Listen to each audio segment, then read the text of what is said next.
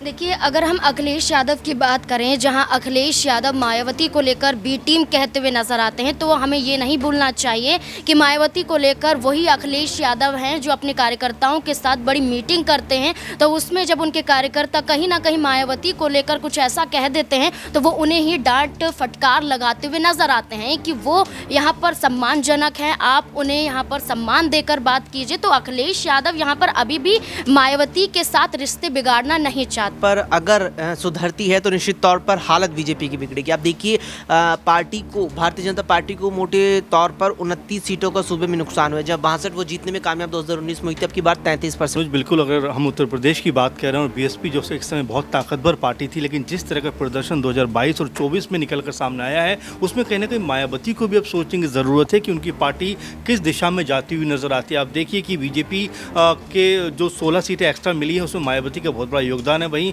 India गठबंधन को जो 16 सीटें कम मिली, उसमें भी मायावती का कह सकते हैं कि अगर मायावती इस तरफ होती तो शायद 16 सीटें जो इंडिया गठबंधन है वो ज़्यादा जीता हुआ नजर। नमस्कार, नेक्स्ट नाइन न्यूज देख रहे हैं आप। मैं हूं आपके साथ तनुज दीक्षित। लोकसभा चुनाव संपन्न होने के बाद एनडीए ने अपनी सरकार तो बना ली है, लेकिन अगर उत्तर प्रदेश में देखा जाए तो भारतीय जनता पार्टी का प्रदर्शन बहुत ज्यादा खराब रहा। बीजेपी पार्टी ने उत्तर प्रदेश में 33 सीटों पर जीत दर्ज करी, तो वहीं समाजवादी पार्टी ने 37 सीटों पर। कहा जाता है कि अगर समाजवादी पार्टी और बीएसपी का उत्तर प्रदेश में गठबंधन होता तो तकरीबन 20 सीटें और समाजवादी पार्टी यहाँ पर बढ़ा सकती थी, क्योंकि उन सीटों पर जो भारतीय जनता पार्टी का जीत का जो आंकड़ा है वो 10,000, 15,000, 20,000 तक ही जा पा रहा है। ऐसे में अब समाजवादी पार्टी के सांसद गाजीपुर से अफजल अंसारी का एक बयान सामने आया है। दरअसल उन्होंने एक मीडिया चैनल से बातचीत के दौरान कहा है कि अगर बीएसपी पार्टी और समाजवादी पार्टी का गठबंधन होता तो भारतीय जनता पार्टी 150 सीटों पर सिमट जाती। अब ऐसे में ये कयास लगाए जाने शुरू हो गए हैं कि शायद आने वाले समय में अब जो उपचुनाव उत्तर प्रदेश में हो रहे हैं 9 सीटों पर, और 2027 में जो विधानसभा चुनाव होंगे उसमें यहाँ पर बीएसपी पार्टी और समाजवादी पार्टी का गठबंधन हो सके। कुछ सवाल होंगे, हमारे सहयोगी इस समय मौजूद हैं। अक्षय, क्या स्थिति आप यहाँ पर देख रहे हैं? जो गलती यहाँ पर बीएसपी पार्टी और समाजवादी पार्टी दोनों से हो गई है, क्योंकि अगर एक साथ आते तो शायद एनडीए की सरकार ना बन पाती, क्योंकि उत्तर प्रदेश में कई सारी सीटें ऐसी हैं जहाँ पर बीएसपी काम बिगाड़ती नजर आई है अखिलेश यादव का। क्या आने वाले समय में ये गलती सुधारते नजर आएंगे अखिलेश यादव और मायावती और गठबंधन करते दिखाई देंगे? बिल्कुल, देखिए यहाँ पर अगर सुधरती है तो निश्चित तौर पर हालत बीजेपी की बिगड़ेगी। आप देखिए, पार्टी को, भारतीय जनता पार्टी को मोटे तौर पर 29 सीटों का सूबे में नुकसान हुआ है। जब 62 वो जीतने में कामयाब 2019 में हुई थी, अब की बार 33% मट जाती है। और केवल 29 का घाटा नहीं हुआ तनुज, आप गौर करेंगे उत्तर प्रदेश में भाजपा वो सीटें बिहार गई जिसकी शायद ही उसने यहाँ पर उम्मीद की होगी। अयोध्या जैसी, फैजाबाद लोकसभा सीट वो हार गई। इसके अलावा पूर्वांचल में भी कई सीटें रही। पूर्वांचल में राजा भैया से समर्थन मांगा गया, धनंजय सिंह से समर्थन मांगा गया। उसके बाद माना जा रहा था कि पूर्वांचल में अच्छा खासा यहाँ पर बीजेपी का जो कमल है वो खिलने वाला है और साइकिल बहुत पीछे रह जाएगी इस पूरी दौड़ में। लेकिन कहीं ना कहीं बीजेपी को बहुत बड़ा झटका लगा। और आप देखिए यहाँ पर जो वोट प्रतिशत निकल कर आए यहाँ पर, और जितने भी प्रत्याशी यहाँ पर चुनावी मैदान में थे, उसमें जब वोटिंग निकल के आई और सब इस बात को जानते भी है, जब जाहिर भी हुआ है कि अगर मायावती इंडिया गठबंधन का हिस्सा होती तो भाजपा को तकरीबन कम से कम उत्तर प्रदेश में 15 और सीटों का नुकसान होता, और ये जो 33 सीटें उसने जीती है, ये मुझे लगता है कि 15-16 पर ही यहाँ सिमट जाती। तो यही चीज यहाँ पर कहते हुए नजर आए हैं कांग्रेस के दिग्गज नेता। और केवल उनकी बात नहीं है यहाँ पर, इसके अलावा कांग्रेस तो पहले से ही, आप गौर करेंगे तो कांग्रेस शुरुआत से ही मायावती को लेकर के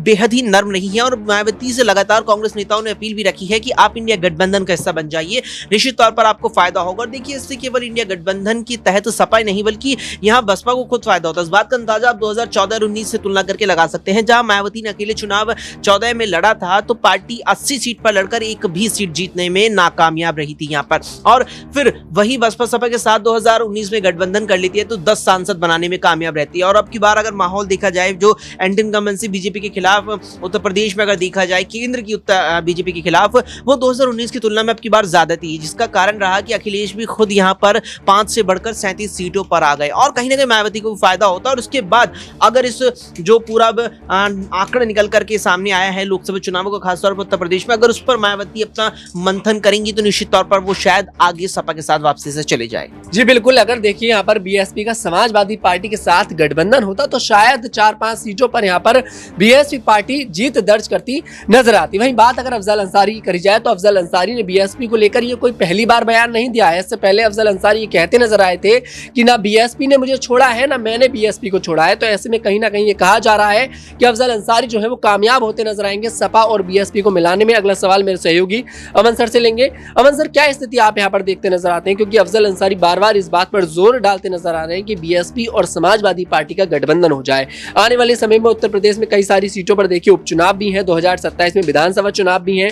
तो क्या अफजल अंसारी, अखिलेश यादव और मायावती जो बुआ भतीजे वाली जोड़ी थी उसको एक बार फिर से स्टेज पर लाकर खड़ा कर देंगे? देखिए तनुज, बिल्कुल अगर हम उत्तर प्रदेश की बात कर रहे हैं और बीएसपी जो से एक समय बहुत ताकतवर पार्टी थी, लेकिन जिस तरह का प्रदर्शन 2022 और 24 में निकलकर सामने आया है उसमें कहीं ना कहीं मायावती को भी अब सोचने की ज़रूरत है कि उनकी पार्टी किस दिशा में जाती हुई नजर आती है। आप देखिए कि बीजेपी के जो 16 सीटें एक्स्ट्रा मिली हैं उसमें मायावती का बहुत बड़ा योगदान है। वहीं इंडिया गठबंधन को जो 16 सीटें कम मिली हैं उसमें भी मायावती का कह सकते हैं कि अगर मायावती इस तरफ होती तो शायद 16 सीटें जो इंडिया गठबंधन है वो ज़्यादा जीता हुआ नजर आता। तो आप समझ सकते हैं कि मायावती की जो भूमिका है वो सिर्फ वोट काटने तक सीमित होकर रह गई। तो ऐसे में उनको अगर अपने आप को दोबारा रिस्टैब्लिश करना है उत्तर प्रदेश के अंदर तो जाहिर बात है कि उनको किसी न किसी गठबंधन का साथ ऐसे में लेना पड़ेगा। और इसमें इंडिया गठबंधन जो लगातार ऑफर करता रहा है कि भाई आप हमारे साथ आइए और बड़े पद पर आप जाइए, क्योंकि आपको याद होगा कि अखिलेश यादव ने यहाँ तक कहा था कि हम मायावती को पीएम पद के लिए भी कह सकते हैं कि प्रोजेक्ट कर सकते हैं, लेकिन मायावती ने कहा कि हम अकेले ही चुनाव में लड़ते हुए नजर आएंगे। और देखिए एक भी सीट मायावती के खाते में दर्ज नहीं होती है, यहाँ तक कि 2 और 3 नंबर पे भी मायावती का कोई भी प्रत्याशी नहीं रहता। तो ऐसे में जाहिर बात है कि मायावती को सोचना पड़ेगा, जहाँ पर उनका 22-23% का जो वोट बैंक है जो सीधा सीधा उनके खाते में जाता था। वहीं अगर देखा जाए तो और जो जातीय समीकरण की बात करते हैं उसमें मायावती बहुत माहिर मानी जाती हैं और 2007 में उन्होंने इसी जातिगत समीकरण के आधार पर पूर्ण बहुमत हासिल किया था। तो ये तमाम चीज़ें मायावती चूँकि राजनीति की बहुत माहिर और पुरानी खिलाड़ी, उनको सारी चीज़ें बेहतर तरीके से पता है, लेकिन फिर भी वो जिस तरह का कह सकते हैं व्यवहार राजनीतिक तौर पर कर रही हैं वो जाहिर बात है कि कई तरह की समस्याएं बीएसपी के अंदर पैदा करता हुआ नजर आता है। क्योंकि सपा के साथ मिलकर 2019 में उन्होंने 10 सीटों पर अपने लिए कब्जा किया था, लेकिन इस बार एक भी सीट उनके हिस्से में नहीं आई। तो वाकई तनुज अब मायावती को सोचने की जरूरत है किस तरफ उनकी जो दिशा है, उनका जो कह सकते हैं कि अब रुख है वो होना चाहिए। क्योंकि उत्तर प्रदेश में अगर मायावती को अपने आप को दोबारा एस्टैब्लिश करना है, दोबारा मजबूत करना है, तो जाहिर बात है कि उनको इंडिया गठबंधन का साथ देना पड़ेगा। जी वाकई में यहाँ पर उन्हें समाजवादी पार्टी और इंडिया गठबंधन का साथ देना पड़ेगा अगर उत्तर प्रदेश में अपनी दोबारा से एक पहचान बनानी है। लेकिन कहीं ना कहीं जो इल्जाम का दौर है वो बहुत आगे तक बढ़ गया था। इन लोकसभा 2024 के चुनावों में अखिलेश यादव ने मायावती को लेकर यह तक कह दिया था कि मायावती जो है भारतीय जनता पार्टी के लिए बी टीम के रूप में काम करती नजर आ रही है। अगला सवाल मेरी सहयोगी नाजमीन से लेंगे। नाजमीन, जिस तरह से अखिलेश यादव मायावती और बीएसपी पार्टी पर बार बार टारगेट करते नजर आए, उन्होंने बी टीम के रूप में बताया कि भाई काम कर रही है और ये बातें दिखाई भी दी। कहीं ना कहीं अखिलेश यादव का वोट काटने का काम यहाँ पर बीएसपी पार्टी करती नजर आई। वहीं मायावती को देखिए पीएम पद तक का ऑफर दिया गया इंडिया गठबंधन की तरफ से, लेकिन उसको तक उन्होंने एक्सेप्ट नहीं करा। क्या इन सभी बातों को भूलकर क्या मायावती एक बार फिर से अखिलेश यादव के साथ जाती दिखाई देंगी? देखिए, अगर हम अखिलेश यादव की बात करें, जहां अखिलेश यादव मायावती को लेकर बी टीम कहते हुए नजर आते हैं, तो हमें ये नहीं भूलना चाहिए कि मायावती को लेकर वही अखिलेश यादव हैं जो अपने कार्यकर्ताओं के साथ बड़ी मीटिंग करते हैं। तो उसमें जब उनके कार्यकर्ता कहीं ना कहीं मायावती को लेकर कुछ ऐसा कह देते हैं तो वो उन्हें ही डांट फटकार लगाते हुए नजर आते हैं कि वो यहाँ पर सम्मानजनक हैं, आप उन्हें यहाँ पर सम्मान देकर बात कीजिए। तो अखिलेश यादव यहाँ पर अभी भी मायावती के साथ रिश्ते बिगाड़ना नहीं चाहते हैं। मायावती उत्तर प्रदेश की मुख्यमंत्री की कुर्सी को भी संभाल चुकी हैं, मुख्यमंत्री की कुर्सी पर भी बैठ चुकी हैं।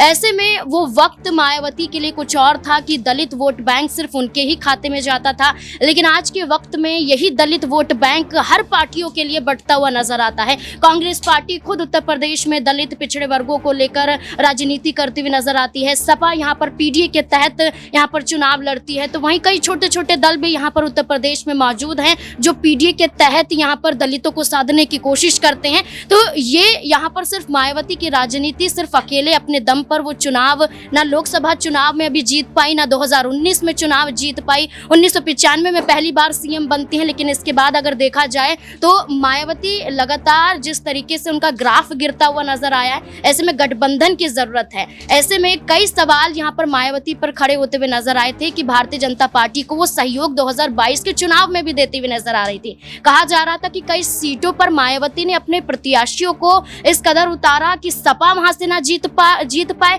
खुद की पार्टी भी नहीं जीत पाए, लेकिन भारतीय जनता पार्टी को यहाँ पर फायदा होता हुआ नजर आए।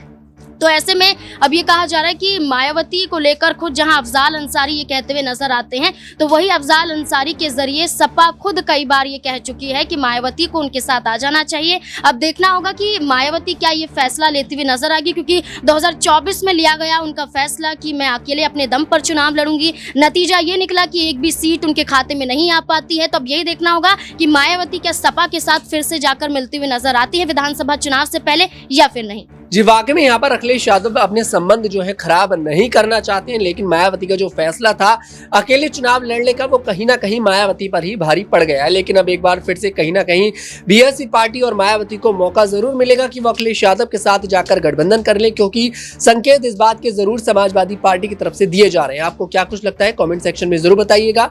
अगर आपको हमारा वीडियो पसंद है, हमारे वीडियो को लाइक करें, शेयर करें और हमारे चैनल को जरूर सब्सक्राइब करें।